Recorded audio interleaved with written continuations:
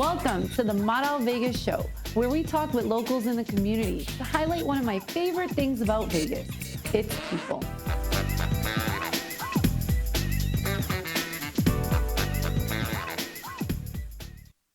Hi, and welcome to the Maral Vegas Show.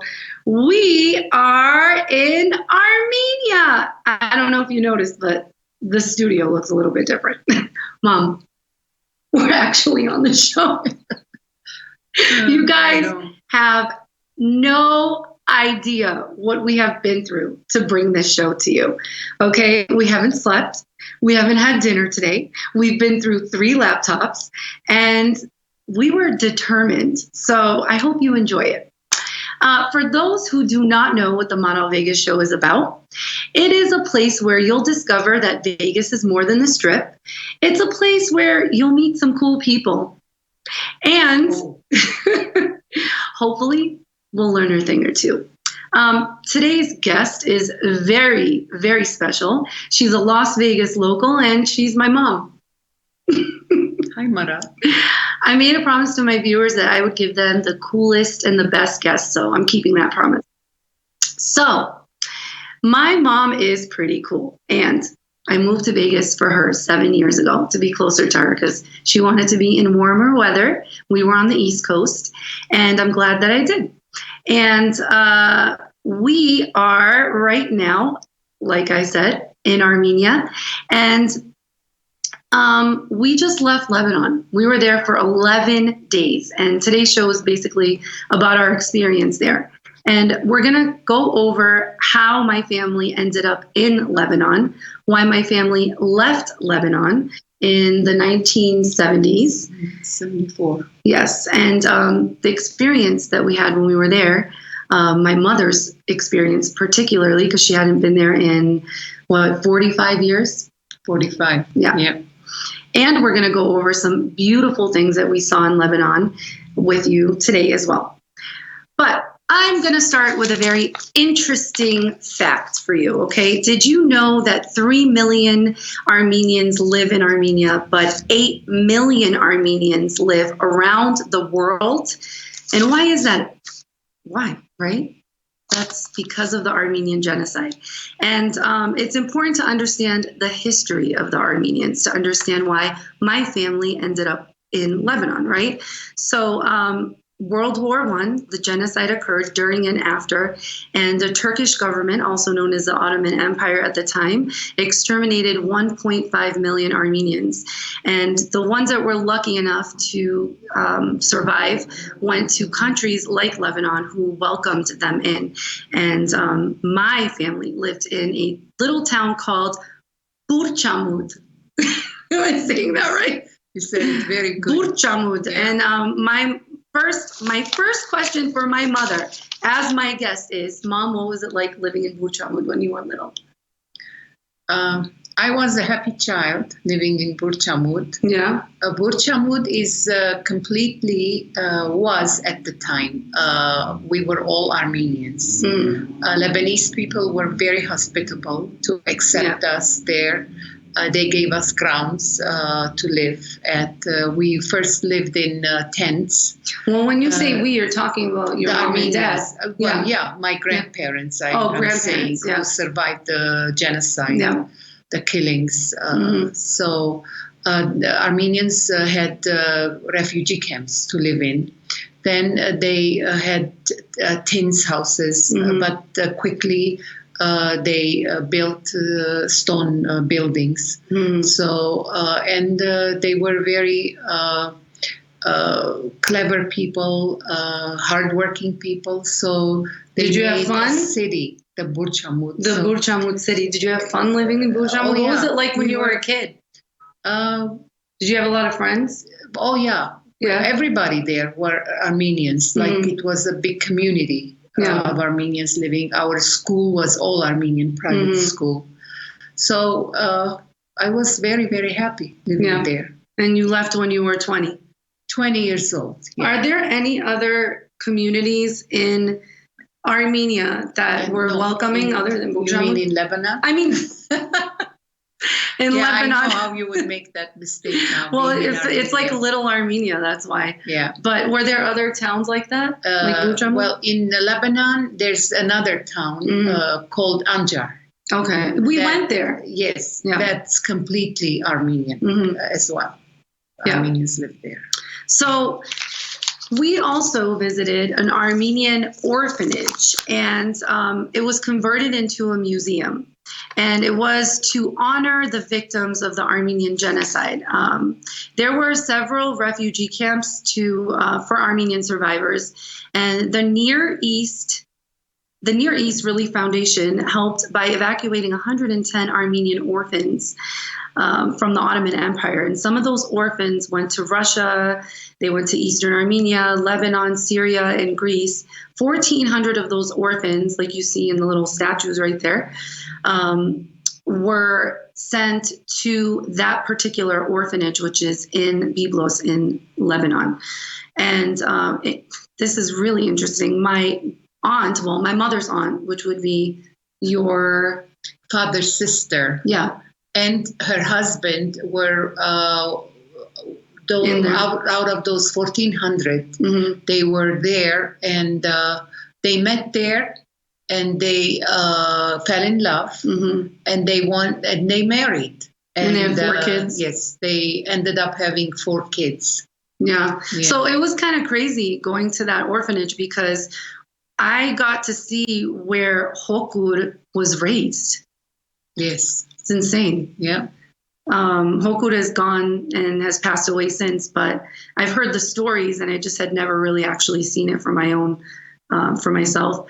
We signed the book at the very end that you just saw, and we wrote a little paragraph in there. That right there that you're seeing is Maria Jacobson. She was a Danish woman who was the director of the orphanage for 34 years. And she actually dedicated her not her entire life, but 34 years of her life there at that orphanage for those orphans. And she was buried there. That was the little stone with her burial. Did you mention the orphanage's name is called Turchnot's Point? Yes. Which literally translates to bird's nest.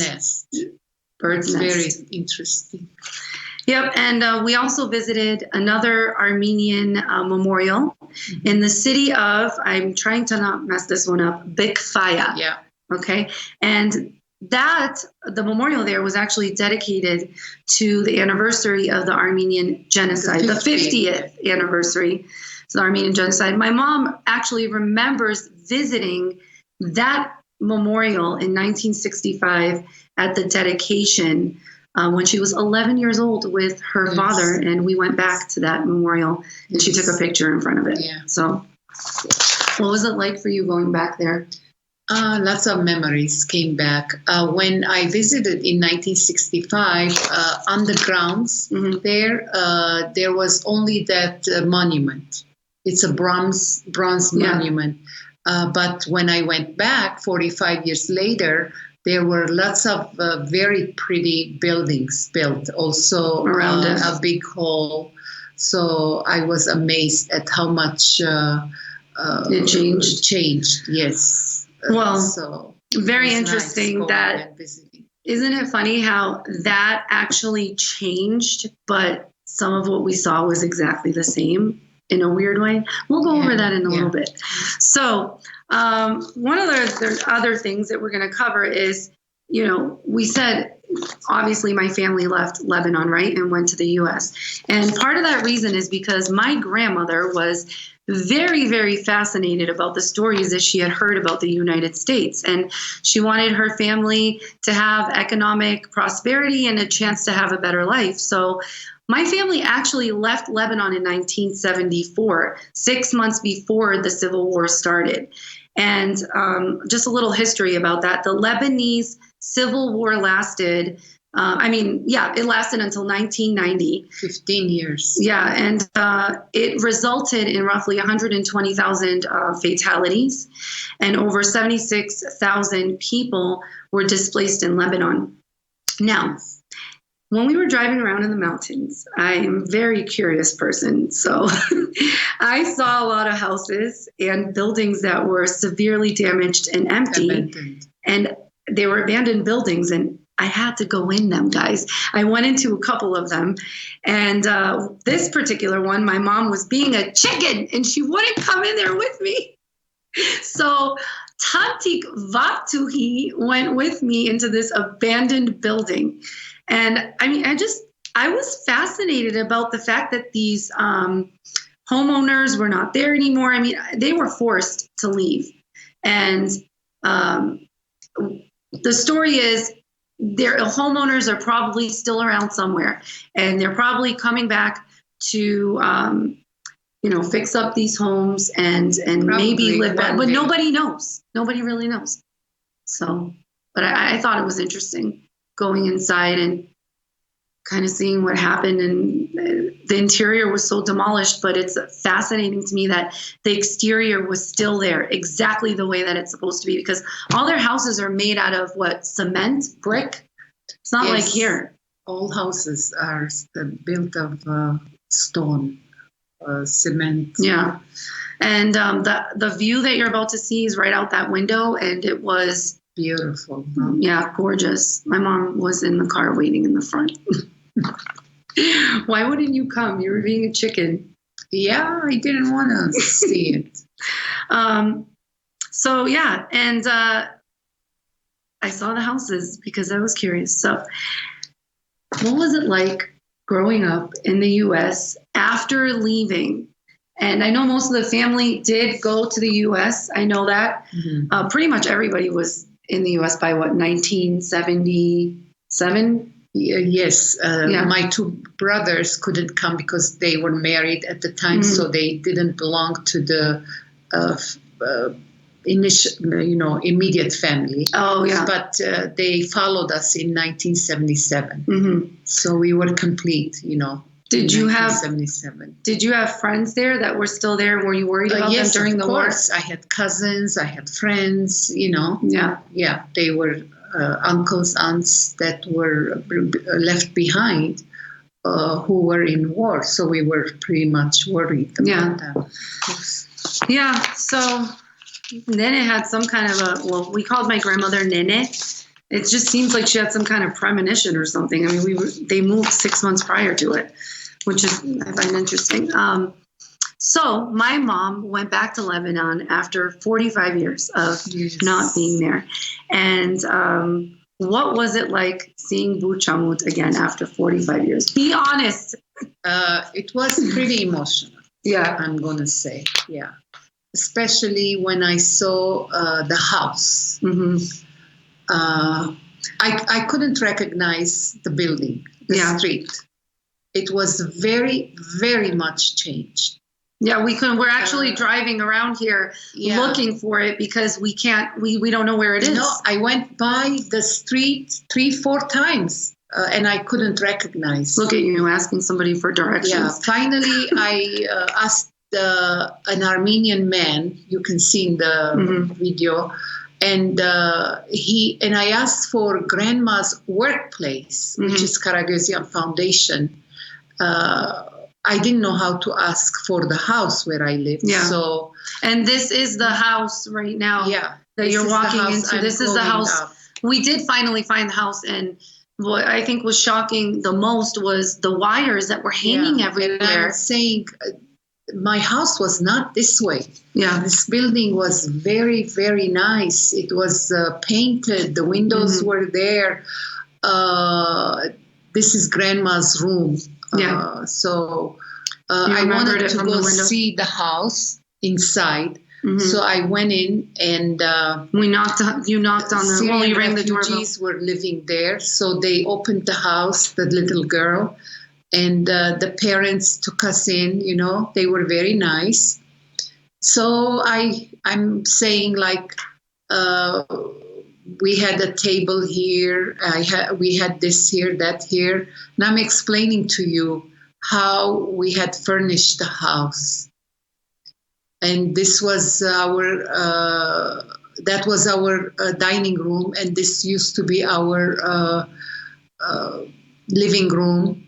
Mm-hmm. My friend told me, who used to live next door, to take a picture in front of that window. Yeah. So I'm setting up so that I can have a picture taken in front of that window. She was so cute. The kids Yeah. there were so cute. Yeah, the kids were very, very nice, cute. They were trying to speak English to you. That's the kitchen. Yeah. Lots of memories. Then I entered this bedroom, mom's bedroom, and I went to the balcony where I used to study. A table and chair used to be in that corner. I used to study.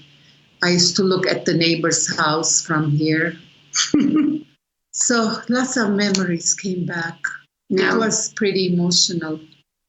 I am glad, even though, the place, Burçamut needs, I mean, I wish somebody was taking care of it. Like the house was run down, but I am grateful that it was still there and you were actually able to ring the doorbell and go inside. Yeah. I mean, if that was anywhere else, it probably wouldn't have been there. They would have built over that. The war had done a number on it, but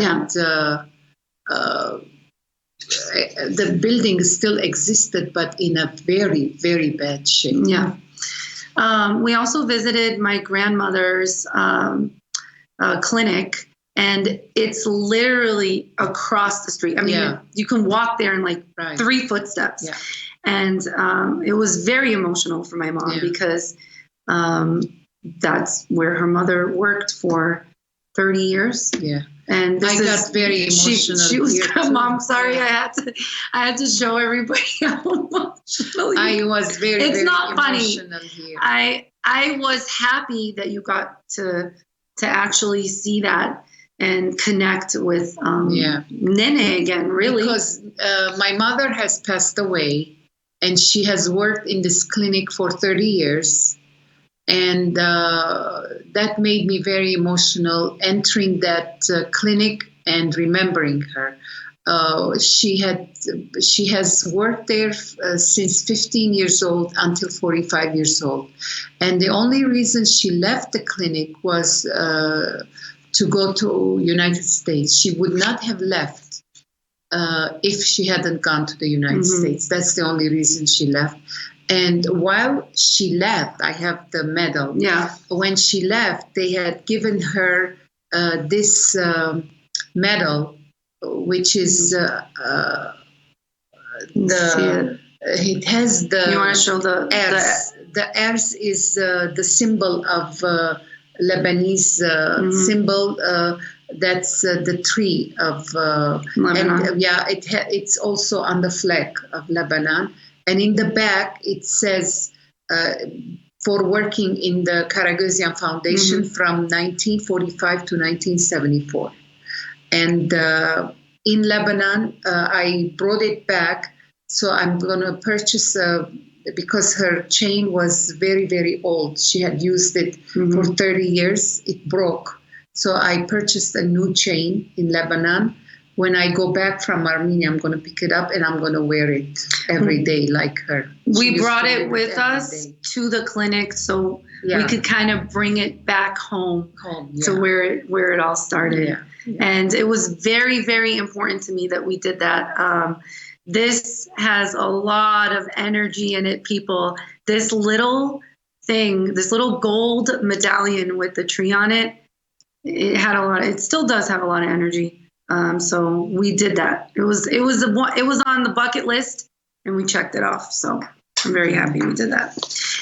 Now, we've talked to you about all these things like wars and genocides and all these sad things, but happy too.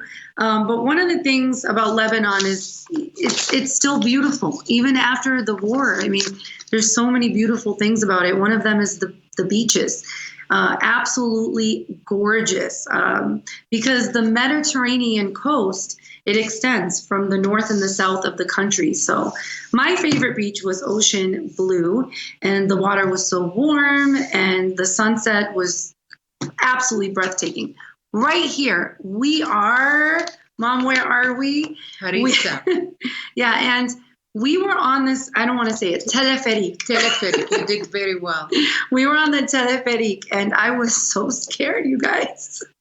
I don't like heights, I don't like anything that's really high above, but I don't even like flying. But I did it. And I went all the way to the top. Harissa is one of Lebanon's oldest and most visited tourist attractions. The home of Lebanese pilgrimage site called Our Lady of Lebanon. And it's accessible from the coastal city of Juni. And we took the telepheric, which took us about 10 minutes to get up to the top of Harissa. Harissa, right? Harissa. Yeah. Harissa. So you see the Lady of Lebanon? I walked all the way up to the top of that monument. And yeah, so here I am walking all the way to the top and going back down, which is what I wanted at one point. But it was beautiful. Look at the very views. Beautiful, yeah. I mean, it was gorgeous. Every tourist who goes there has to visit Harissa. Yeah, I think so. It's a nice place to go. It was very spiritual up there. There was a lot of positive energy, and I went inside and I said a few prayers that we'll see. Oh, here we go. People going back up. And another thing that we're going to do, because we're actually going back to Lebanon for a few days, that I have to mention, Jaita Grotto. Jaita, you said it right. Jaita. Jaita is actually located in say it. Nahar Kelb. Literally translates to Dog's River.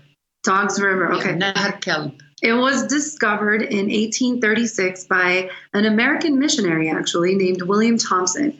And the cave is a main tourist attraction. It brings 280,000 visitors per year to that area. It was nominated as one of new 7 wonders of the world. So it's one of the longest caves in the Middle East. And last but not least, we cannot have a show without talking about food. Okay? We just can't. And one of my favorite foods is knefe. I'm going to mess this up too. I always mess it up. Knefe b'jibin. Knefe b'jibin. Okay? I just know how to eat it, not say it. This is a very traditional Lebanese dessert. I had a lot of different versions of it when I was in Lebanon. This version was one of my favorites, and it's made out of sweet cheese, and usually it's put in a bun like that you see in the video. It's called kak. Kak. You can say it, I'm sure. Oh, say that again. Kak. Okay, you crack me up. I'm not going to try. It's very common, by the way, to have this in the morning with your coffee. It's very, very sweet. And they give you sugar on the side, like a watery sugar. But you didn't need to add it. I never add it. I know. I don't need it. Some people do. Yeah. I can't even believe that we had this episode. We did it, Maral. We ate lots of other good food. Like okay, tabbouleh, you can mention it. Go ahead. Tabbouleh, hummus, baba ganoush, or mutabbal. Sometimes they call it. You had fish. Fish, yeah, fish is good there. Lots of many other foods we had. What else did we have? We just kept eating. They have kibbe. Yeah. So lots of good food they have. Yeah, we enjoyed our trip. We did so much, and we're going back for nightlife. Oh yeah, They have very good nightlife. So my mom, we're going back for more. She's a clubber. So we are going back, and we're going to experience a little bit of the nightlife there. Mm-hmm. I don't know. They say that it might be better than Vegas, guys. I'm not sure about that. We will find out. Yep. I will be posting a lot more stuff. I mean, I did more than what I'm actually telling you. We did more. And I will definitely be posting it on social media. I'm going back to Burchamud one more time. Yeah. Because it was nighttime soon. Mm-hmm. So I'm going to go. And Burchamud is very well known now for its jewelry stores. Mm-hmm. They have good food. And it's not just those houses that you saw, It has very good shopping area. nice entertainment places. Yeah. So we're going to go have good time at Burchamut again. Yes. And we're, like I said, are in Armenia right now, and we've been working day and night for you to put this together. I haven't seen Armenia yet, except the hotel, Ibis Hotel, which entertained us. They have done a lot for us to get this show to you. Yes. Maral's show, of course. I'm taking over, it seems. It's your show too, Mom. Okay. And they have been very, very accommodating to put this show together. We had the hardest time with Wi-Fi going away, no Wi-Fi coming back, etc. Laptop going from one to another. Yeah, you're just giving the very hard time, but we did it. We did it. I mean, Maral did it. I'm just a guest. Mom, you're part of my show. Okay. Okay, so I also wanted to thank Simon he's the IT manager at Ibis. Am I saying Ibis? That? I always mispronounce Ibis words. Ibis Hotel. That wraps up the show, guys. I can't believe it. Thank you, Mom, for being my guest. Yeah, now we're going to start to go on excursions here in Armenia. Yeah. To bring you another show, which Maral will bring you another show about Armenia. About Armenia. Yes. And thank you to the viewers and the listeners, my followers. That if you want to know more about what we're doing, then you have to follow me on my social media at Maral Vegas, MaralVegas, not Maral Vegas. I will be posting more stuff. Yes. And let's see what else. Stay tuned for my next episode. And if you have any questions or concerns, you may email me at maral@vegasvideonetwork.com. I also want to give a very special thank you to two tantiks when we were in Lebanon, Naidi Tantik and Vartui Tantik, for driving us around everywhere and taking us to all these places and being very patient with us. Guys, be sure to tell all your friends that the Maral Vegas Show can be found in any of the following areas: iTunes, Roku, YouTube, Stitcher, iTunes, I said that, Spotify, iHeartRadio, Pandora, Google Play, Twitter, Facebook, any RSS feed reader, and of course, the Vegas Video Network. And, the website, vegasvideonetwork.com. See you soon. Bye.